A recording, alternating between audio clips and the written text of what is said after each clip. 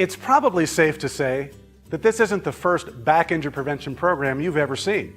If you're like most, you've sat through lots of training sessions designed to teach you how to lift. Well, taking care of your back is about more than simply knowing the right way to lift. It's about having some tools and strategies that you can apply in the real world, a world that is constantly throwing you into different situations that require some problem solving on your part. What you'll see in this program will be some simple, practical, and time-tested strategies that recognize that you live in a world that moves fast, changes often, and rarely, if ever, provides the opportunity for a perfect lift. First, it's important to recognize that truly effective back injury prevention requires a team effort. Management sets the tone, supervisors reinforce and support safe behaviors, and employees make it happen. Leadership in an organization plays an essential role in the success of back injury prevention by establishing safety as one of the organization's core values.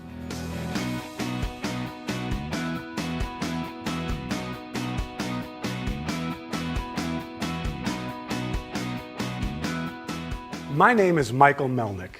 I've been in the injury prevention business since the late 80s and have had the opportunity to work with some of the nation's largest companies on their back injury prevention programs. I'm often introduced as the lifting guy, the guy that's going to teach you how to lift. Here's the thing I find kind of funny. After a few decades of doing these sessions, I've never had someone come up to me and say, "Michael, we are so glad you're here. We've had stuff sitting on the floor for years and we have no idea how to pick it up." I'm not here to tell you how to lift. I simply want to point out some things that make lifting easier on your body and let you apply these whenever and wherever you can. We've taught people that to lift correctly, you need to stagger your stance, bend your knees, arch your back, tighten your abdominal muscles, bring your head up, and grasp the load firmly. When's the last time you lifted a box or your kid or anything like this? I've been told by people in my audience that the reason this is such a safe lift is because by the time you go through all of these steps, someone else is going to come over and pick this thing up. I'm not saying this isn't a good and safe lift. I'm just saying it may not be practical in every situation. It's time to shake up the way we've been talking about back care. Take a closer look at what contributes to back problems and determine what you can do to lower the risk of injury. So let's start with the basics. First, it's important to recognize that back injuries are not just the result of demanding lifts. As we go through our day, lifting is only one of the dozens of activities that place increased demands on our backs. People spend a lot of time sitting, standing, and performing a wide variety of activities with little attention to the way it impacts the health of their backs. While it's possible to injure your back in a single traumatic event, for most people, the moment of injury is the end result of a gradual wearing out process. It's the result of bad habits over a long period of time. Unfortunately, the back isn't really designed to tell us it's wearing out, but it sends a pretty clear signal when it's worn out. Our goal is to perform all our daily activities, not just lifting, in ways that slow the wearing out process down. It's a pretty safe bet that most people would like to be able to accomplish the most amount of work with the least amount of effort and the lowest risk of injury. The good news is that there are positions of the body that actually make this possible.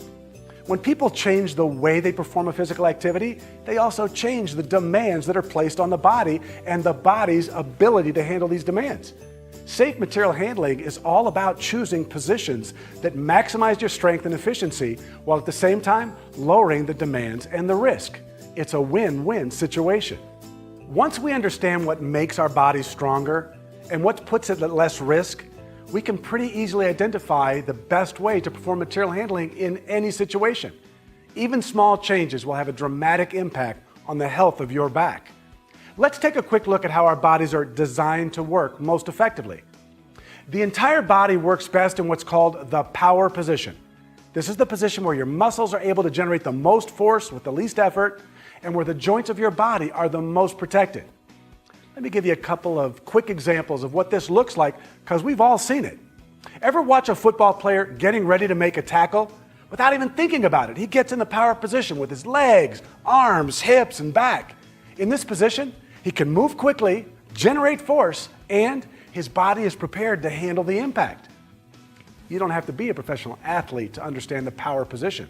In fact, it's actually quite natural for all of us. We get in the power position with the legs, back, arms when we're playing a game of tug of war or when we're trying to keep somebody from pushing us over. Our bodies move automatically into the power position, and it gives us the greatest ability to generate force, change positions quickly, and protect our bodies from injury. Basically, the power position increases our efficiency and reduces the risk when lifting. For the spine, the power position is the three natural curves. First, in the power position, the discs, or shock absorbers, are lined up so that each disc can support its share of the load. Next, with the three natural curves, the spring-like shape of the spine provides the greatest amount of shock absorption. And finally, when the back is in the power position, the muscles that support and move the spine are in their strongest position. In short, the power position for the entire body, and for the spine in particular, allows people to accomplish the most work with the least effort and with the lowest risk of potential injury. The goal isn't to always work with your spine in the three natural curves. It's not possible. Taking care of your back isn't about doing everything perfectly. The goal when you are doing material handling is to simply get your back and the rest of your body as close as you can to the power position. This will minimize the demands and the risk. Another factor that influences the demands of a lift is the position of the upper body. Think of it this way. The upper body is a load. There's a lot of weight in the head, the trunk, arms, and depending on how you choose to pick something up, this weight can become part of the lift.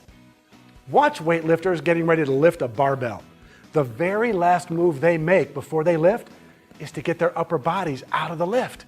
They don't want to have to lift the barbell and this extra weight. Now, take a look around and watch how most people pick something up. The very first thing they tend to throw into the lift is their upper bodies. In that situation, they're forcing the back to lift the object and the extra weight. Including the upper body in the lift dramatically increases the workload on the muscles and ligaments of the back. The weight of the body is being lifted and the back is in a weaker and more vulnerable position. As we move through our days doing simple tasks like tying our shoes, picking up our kids, doing our jobs, and working in our yards, we are performing hundreds, if not thousands, of these upper body lifts that put additional strain on our backs. Of course, there are situations where the location or type of load can make us throw our upper bodies into the lift. It happens a lot, and the back is designed to handle these random occurrences. That's not the issue. The issue is that there are numerous times when we don't have to throw our upper bodies into the lift, but we do it out of habit. It's these unnecessary upper body lifts that we need to reduce. The best strategy is to keep our upper bodies out of the lift whenever we can. Now that you know how the body is designed to work best, let's take a look at 3 principles that will take any lift we perform and make it less demanding on our backs. These principles aren't intended to create the perfect lift, just a better one. The first principle is keep it close. A load held far away from the body is 7 to 10 times more demanding on the lower back than if it was kept close. Not only is it more demanding, but the farther the load gets from your body, the more the back moves out of its power position. Now the load is heavier and your back is weaker. It's a double whammy. Getting closer to the load, even if it's only a little, makes the load lighter and the back stronger. Getting closer can take a lift from terrible to poor, poor to fair, fair to good, and good to great. Remember, it's all about better. If I have a load at arm's reach and I get a little closer before I pick it up, is it better? Absolutely. I've taken the lift from disastrous to terrible. That's a good start. A little closer and I've taken it from terrible to poor, or poor to fair, or fair to good. Remember, it's not about the perfect lift. It's that as you get closer, the load gets lighter and your back gets stronger and the lift becomes safer.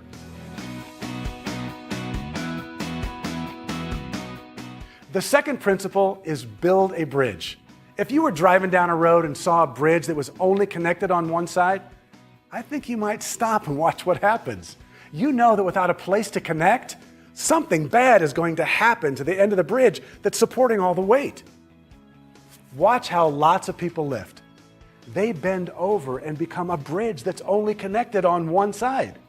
Again, it's pretty clear that at some point, something's going to happen to the part of the body that's supporting all this weight. It's the low back. To reduce the risk, simply build a bridge and find a way to connect the other side of the bridge. There are a couple ways to do this. If you're able to lift the object with one hand, simply brace your upper body with the other arm. This simple move transfers a lot of the weight from the lower back onto the arm. If you have to lift something with two hands, place one foot forward as you start the lift. What you're doing is providing support underneath your upper body. You are building a bridge. The best part of this principle is that it's easy to know when you are effectively building a bridge. As your upper body bends forward, you will feel the weight of your upper body on your forward arm or forward leg. This is weight that would have been on your lower back. The third principle is feet first. We all know that repetitive reaching and twisting can be hard on the back and contribute to injury.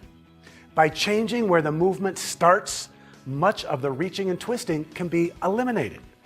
Lots of people think that twisting and reaching is a faster way to get work done, but it's not. It's just a lot of repetitive upper body lifting. Watch how athletes move. It all starts with the feet and legs. They move their feet first to stay in a position where they have the best balance, the most strength, and the ability to move and change positions quickly. Even simple activities like vacuuming, mowing the lawn, raking leaves, or sweeping the floor can contribute to a back problem. The truth of the matter is that these activities don't have to be hard on the back. It's the way that we choose to do them that determines how demanding they are. People will stand in one spot and only move their upper bodies. This lets the rake, the mower, the vacuum get farther away from the body so the load is farther away and the back is weaker. Their brains may be thinking that they're doing a pretty easy task, but to the low back, the experience is a lot of repetitive upper body lifting. To eliminate the risk, move your feet first. Keep in mind, none of these principles are about trying to get everyone to lift perfectly. Everyone has a different lifting technique, and changing that technique is very difficult. What's less difficult and will have a positive impact on the health of your back is applying the principles we've covered in every task you perform, both at work and at home. First, whatever your material handling situation is, get as close as you can, keep the curves of your spine as much as you can, and get as much of your upper body out of the lift as possible. Next, remember to build a bridge, even if it's a small one, and you can almost always move your feet first, even when the space is limited. Does applying these principles create the perfect lift? That's not the point. The world doesn't typically allow for the perfect lift. Do these principles make lifts better and less demanding? Absolutely. Thanks for watching.